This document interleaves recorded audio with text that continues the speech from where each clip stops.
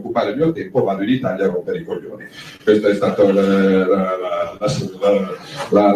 riassunto della vicenda. Va bene, io saluto gli amici del Partito Democratico che sono saliti a bordo della nave, non li contesto, anzi li appoggio, perché più agiscono così e più allungano la vita a me e al governo, perché averne di opposizioni come quelle del Partito Democratico in Italia. Spero che si trovino bene a Lampedusa.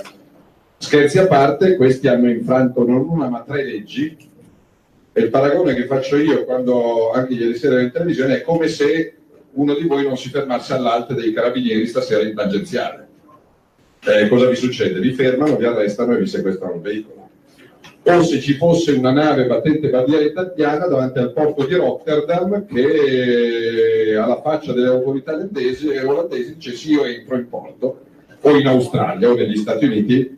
Immaginatevi che fine farebbe quella nave di una ONG italiana che provasse a entrare nel porto di Rotterdam o in Australia o negli Stati Uniti, contate fino a 5 e poi la nave non si vede più molto probabilmente. In Italia no, c'è tutto questo pandemonio umanitario, questi sono dei sequestratori, sono dei fuorilegge, sono dei pirati, sono dei vigliacchi perché usano degli esseri umani incolpevoli per fare una battaglia politica, e quindi io l'ho detto ai giornalisti entrando, per me il problema si chiude se si applica una multa fino a 50.000 euro all'ONG come previsto dalla legge, se l'equipaggio o viene tratto in arresto o viene espulso dal paese, se i 42 ospiti a bordo sono certificati in immediato allontanamento dall'Italia e se la nave viene fermata, sequestrata o confiscata.